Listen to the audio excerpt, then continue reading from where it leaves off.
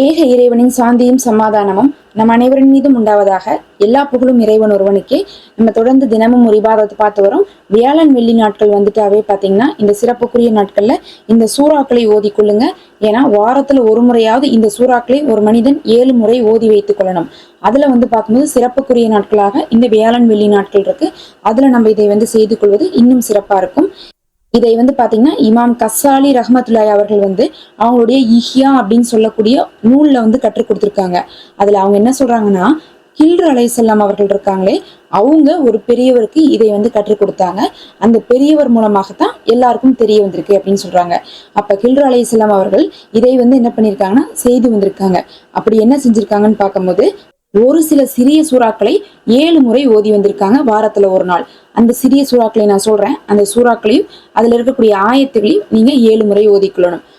அப்படி நம்ம இதை 7 முறை ஓதி வைத்துக்கிறது அப்படிங்கிறது அடுத்த வாரம் வரையுமே நமக்கு தேவையான எல்லாவற்றுக்குமே இதுவே போதுமானதா இருக்கும். அப்ப நம்ம 7 தடவை ஓதுறது அப்படிங்கிறது தினத்துக்கும் ஒரு தடவை ஓதி வச்சுக்கிற மாதிரியான சமம். அப்ப நம்ம அடுத்த வாரம் வரையும் தேவையானது இந்த வாரமே ஓதி வச்சுக்கிறோம். அப்படி பார்க்கும்போது முதல் சூறா என்னன்னு பாத்தீங்கன்னா சூரா அல்-ஃபாத்திஹா. அல்-ஃபாத்திஹா சூறா தான் எல்லா சூறாவை விட மிகவும் சிறப்புக்குரிய தலையாய சூறா. அதனாலதான் அல்லாஹ் சுப்ஹானஹு வ தஆலா தொழுகையுடைய எல்லா ரகாயத்திலுமே நமக்கு அல்-ஃபாத்திஹாவை வைத்திருக்கான். அதனால அல்ஹம் சூறாவை நீங்கள் ஓதாம மற்ற எந்த ஒரு விஷயத்தையும் நம்ம செய்தாலும் கூட இதனுடைய சிறப்பை நம்ம பெற முடியாது. முதல்ல அல்-ஃபாத்திஹா சூறாவை, அதாவது அல்ஹம் சூறாவை 7 முறை ஓதி வைத்துக் கொள்ளுங்க. அல்லாஹ் நம்மோடு உரையாடி கொண்டிருக்கிறான்.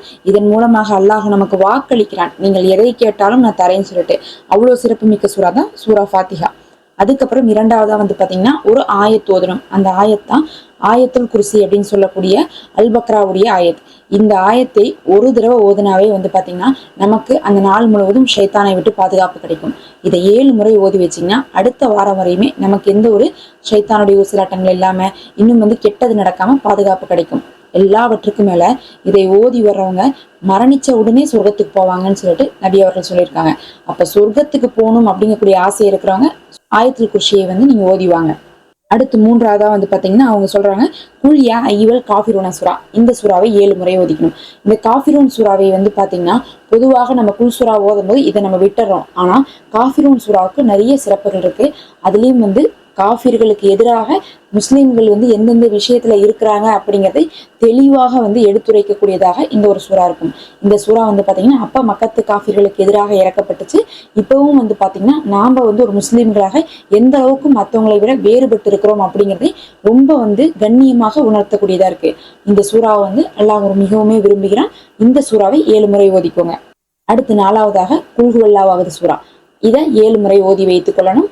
இதை இந்த சூறா முழுவதுமே பாத்தீங்கன்னா அல்லாஹுடைய சிஃபத்தை சொல்லக்கூடிய சூறாவா இருக்கு. அதனாலதான் அல்லாஹ் பாத்தீங்கன்னா இந்த சூறாவை யார் நேசிக்கிறாங்களோ அவர்களே அல்லாஹ் நேசிக்கிறான்.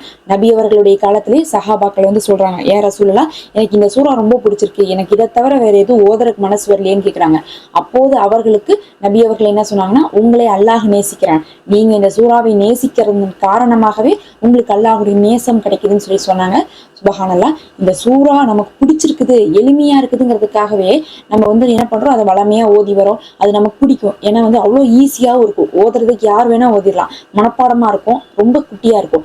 ஆனா இதை நம்ம நேசிக்கிறதுன் காரணமாக அல்லாஹ்வே நம்மளை நேசிக்கிறான்னா இந்த சூறாவை அல்லாஹ் எவ்வளவு நேசிப்பான்னு நினைச்சுக்கோங்க. அந்த அளவுக்கு பார்க்கும்போது அல்லாஹுடைய சிஃபத்தை சொல்லக்கூடிய அற்புத சூறாவாக இது இருக்கு. இதை ஓதுனா நம்மளுடைய துவாக்கள் கபுலாகும், தேவைகள் நிறைவேறும். இதுக்கு நம்ம சிறப்புகளை சொல்லி அடக்க முடியாது. எல்லா தேவைக்குமே இதுல இருக்குது. திருமணம் நடக்கும், குழந்தை பாக்கியம் கிடைக்கும், தொழில் பெருகும், வருமானம் பெருகும்னு சொல்லிட்டு எல்லா நன்மையுமே பலன்களையுமே நமக்கு கொடுக்கக்கூடியதாக குல் ஹுவல்லாஹு சூறா இருக்கு. அதை 7 முறை ஓதிக்கோங்க. அடுத்தது பாத்தீங்கன்னா குல் அஊது பிரபில் ஃபலக் சூறா. ஃபலக் சூறா அப்படிங்கிறது பாத்தீங்கன்னா அல்லாஹுடைய படைப்பினங்கள்ட்ட இருந்து நம்ம பாதுகாவல் பெறுவதற்காக நம்ம ஓதுறோம். அல்லாஹ் பாத்தீங்கன்னா மனிதர்களை மட்டும் படைக்கல, அது இல்லாம ஜின்கள், மலக்குமார்கள், விலங்குகள், உயிரினங்கள், கண்ணுக்கு தெரிந்தது தெரியாதது எல்லாமே இருக்கு. அப்ப மனிதர்களுக்கு எப்படி தீங்குகள் வருது, நோய் வருதுன்னு பார்த்தா கண்ணுக்கு தெரியாத நிறைய விஷயங்கள் மூலமாக தான் வருது. அதையும் அல்லாஹ் தான் படைத்திருக்காங்கனால அவனிடத்துல உன் கிருபையை கொண்டு அந்த படைப்பினங்கள்ட்ட இருந்து எனக்கு பாதுகாப்பு கொடு அப்படின்னு சொல்லிட்டு நீங்க ஓதி வச்சுக்கணும். அது உங்களுக்கு ஒரு வாரத்துக்கு எல்லா வித பாதுகாப்பு இருக்கும். இதுவே போதுமானதா இருக்கும். அதனால குல் ஃபலக் சூறா ஓதணும். இன்னும் நபி அவர்கள் இதை ஓதாமலா இருந்ததே கிடையாது, வளமையாக ஓதி வந்திருக்காங்க. அவ்வளவு சிறப்புகள் இதுக்கு கொடுக்கப்பட்டிருக்கு. இதை பாதுகாப்பிற்கான சூறானே சொன்னாங்க. ஒரு மனுஷனுக்கு பாதுகாப்பு வேணும்னா இதை ஓதுட்டுன்னு இருக்காங்க. சுபஹானல்லா. கடைசியா வந்து பாத்தீங்கன்னா குல்லாவது ரப்பின்னாஸ், அதாவது அன்னாஸ் சூரா, மனிதர்களுடைய தீங்குல இருந்து பாதுகாவல் கிடைச்சிருக்கு. இதுக்கு முன்னாடி பார்த்தது படைப்பினங்களுடைய தீங்கு, இது மனிதர்களுடைய தீங்கு. மனிதர்கள் எவ்வளவோ நமக்கு வந்து தீங்குகள் செய்யறாங்க. அத்தனை தீங்குகள்ல இருந்து நமக்கு பாதுகாப்பு கிடைச்சிட்டாவே, நம்ம யாருடைய இம்சையும் இல்லாம இருந்தாவே நம்ம நிம்மதியா இருப்போம். அதற்காக நீங்க இதை 7 முறை ஓதிக்குங்க. இதே தான் வந்து பாத்தீங்கன்னா நம்ம வியாழன் வெள்ளி நாட்கள்ல ஓதி வைத்துக் கொள்ளணும். ஏதாவது ஒரு நேரத்துல ஓதுங்க, எப்ப முடியுமோ அப்ப ஓதுங்க. இந்த சூறாலாம் எனக்கு மனப்பாடமா தான் இருக்கு, எனக்கு தொழுகை இல்லைன்னு சொன்னா நம்ம வந்து வளமையா ஓதக்கூடிய எந்த சூறா வேணா தொழுகை இல்லாத சமயத்துல நம்ம ஓதலாம். அதனால ஒழுவு இல்லாட்டினாலும் சரி, தொழுகை இல்லாட்டினாலும் சரி, நம்ம இதை ஓதிக்கொள்ள முடியும். இது பயனுள்ளதாக இருக்கும்னு நினைக்கிறேன். மறக்காம சப்ஸ்கிரைப் பண்ணிக்கோங்க. அஸ்ஸலாமு அலைக்கும் வரஹ்மத்துல்லாஹ்.